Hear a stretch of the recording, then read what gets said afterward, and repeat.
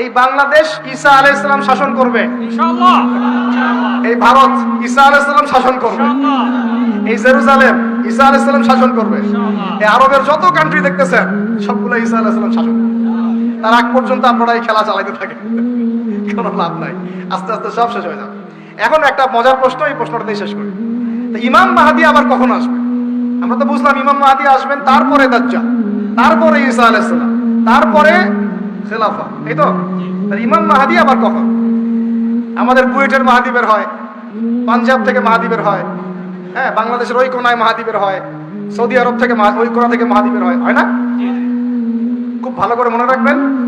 যতক্ষণ এই বিশ্বে একটা মালহামা না হচ্ছে মাহদী আসছেন না কথা ক্লিয়ার এই বিশ্বে যতক্ষণ একটা মালহামা না হচ্ছে মাহদী আসছেন না তিনি আসবেন ফাতিমা রাদিয়াল্লাহু আনহার বংশ থেকে কার বংশ তার আসল নাম মুহাম্মদ কি নাম তার নাক উঁচু নাক একদম উঁচু খাড়া কপাল চওড়া চেহারার গড়নটা আমাদের নবী সাল্লাল্লাহু আলাইহি ওয়াসাল্লাম তার বাবার নাম হবে আব্দুল্লাহ তার মায়ের নাম হবে আমিনা তিনি দায়িত্ব নিতে চাইবেন না তিনি দায়িত্ব না নেওয়ার জন্য মদিনা থেকে পালিয়ে মক্কায় চলে আসবেন ভয়ে আমাকে দায়িত্ব দিও না এই ভয়ে তিনি আরবি ভাষায় কথা বলবেন বাংলা ভাষায় না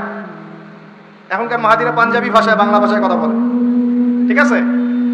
এবং এই কাবা ঘর যেটা আমরা তাওয়াফ করি এখানে যে হাজারে আসওয়াদ আছে না আর এই যে হাজারে আসওয়াদ আর মাকাম ইব্রাহিম এই দুটো জায়গার মাঝামাঝি মানুষ তাকে চিনে ফেলবে এই তো মাহদী তার হাতে মানুষ বায়াত নেবে 313 জন কতজন ওই তালুত বাহিনীটা 313 বদরও 313 এখানেও 313 এবার শুরু হবে আসল খেলা এবার প্রথমে ওই আরবেরই একটা গোত্র বনু কালব কোন গোত্র এই বনু কালব এই ইমাম মাহদীর বিরুদ্ধে যুদ্ধ করবে আল মাহদী এই যুদ্ধে জয়লাভ করবেন ইনশাআল্লাহ তারপরে সিরিয়া শাম থেকে শাম মানে শুধু সিরিয়াই না ওই পুরো অঞ্চলটাই শাম ওখান থেকে একটা দল আসবে এই মাহদীর সাথে যুদ্ধ করার জন্য আল্লাহ পাক তাদেরকে মক্কা মদিনার মাঝখানে বাইদা নামক জায়গায় ধসিয়ে দেবে কোন জায়গা বাইদা এটাই সেই চিহ্ন যেটা প্রমাণ করবে যে এই ব্যক্তি মাহদী কথা বুঝতে পারছি এরপরে মুসলমানদের আর কোনো পতন নাই আর পিছনে ফিরে তাকানোর কোনো সুযোগ নাই মুসলমানরা আর মাথা নিচু করবে না ইনশাআল্লাহ কোনো দিনের জন্য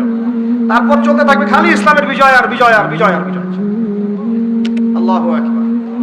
এভাবে চলবে তবে মাহদী কখন আসবেন আগে মালহামা তারপর মাহদী মালহামা কি তাহলে এটা হচ্ছে একটা বিশাল যুদ্ধ এটা কি কেমন যুদ্ধ নবীজি বলেছেন এই রোমকরা ইউরোপিয়ানরা তোমাদের সাথে অচিরেই চুক্তি ভঙ্গ করবে এবং 80টা পতাকা নিয়ে তোমাদের বিরুদ্ধে ওরা যুদ্ধ করবে এই মালহামাটা হবে ইরাকের ফোরাত নদীর নিচেই হোক আর পাশেই হোক আল্লাহ ভালো জানেন ওখানে সোনার পাহাড়কে কেন্দ্র করে কি কেন্দ্র করে এই সোনা মানে সত্যিকারের সোনাও হতে পারে অথবা তেলও হতে পারে আল্লাহ ভালো জানেন তেল তো এখন সোনার জায়গা দখল করেছে করে নাই এই বিশ্বে তো সোনা চলে না কি চলে তেল তো এটাকে কেন্দ্র করে যুদ্ধ হবে নবীজি বলেছেন ওই যুদ্ধে এত ভয়াবহ হবে যে 100 জন যোদ্ধার মধ্যে 99 জনই মারা যাবে না একটু মাথা খাটান যে এমন কোন যুদ্ধ কি হয়েছে পৃথিবীতে যেটাতে 100 জনের মধ্যে 99% মারা গেছে তার মানে এটা হয়নি এখনো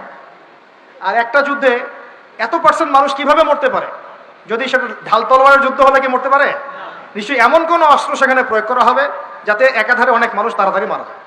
এটা এই অস্ত্র এখনকার যুগের কি অস্ত্র নিউক্লিয়ার ওয়েপন্স হতে পারে যদি এই যুগে সেটা হয়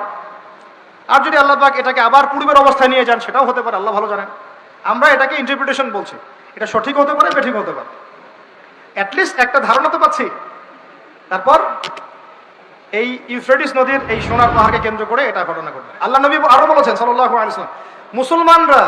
আমাদের কথা বলি মুসলমানরা তোমরা যেন সেখানে হাতও না বাড়াও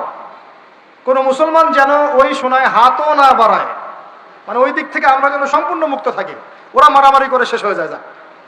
বিশ্বটা হয়তো সংক্ষিপ্ত হয়ে আসতে পারে যদি এরকম কোনো ম্যাসিভ নিউক্লিয়ার যুদ্ধ হয়ে যায় যেটার আশঙ্কা অনেকেই করেন মিলিটারি অ্যাফেয়ার্স যারা পড়েন তারা করেন পলিটিক্স যারা করেন তারা করেন এবং এই জায়নিস্টরা খুব করে চাচ্ছে বিশ্বে এমন একটা যুদ্ধ লাগুক একবার ইউক্রেন রাশিয়ার ইস্যু তুলে দেয় একবার সিরিয়ার ইস্যু তুলে দেয় একবার আফগান ইস্যু তুলে দেয় একবার ইরাকে ইস্যু তুলে দেয় একবার প্রথম বিশ্বযুদ্ধ লাগায় একবার দ্বিতীয়টা লাগায় ওরা খুব করে চাচ্ছে যেন আরো একটা লাগে এবার যদি লাগে তাহলে এটা কনভেনশনাল যুদ্ধ হবে না, এটা দেখবেন একটা নিউক্লিয়ার যুদ্ধ হয়ে গেছে। সেটা হয়ে গেলে ওয়ার্ল্ডের আয়তন আর এমন থাকবে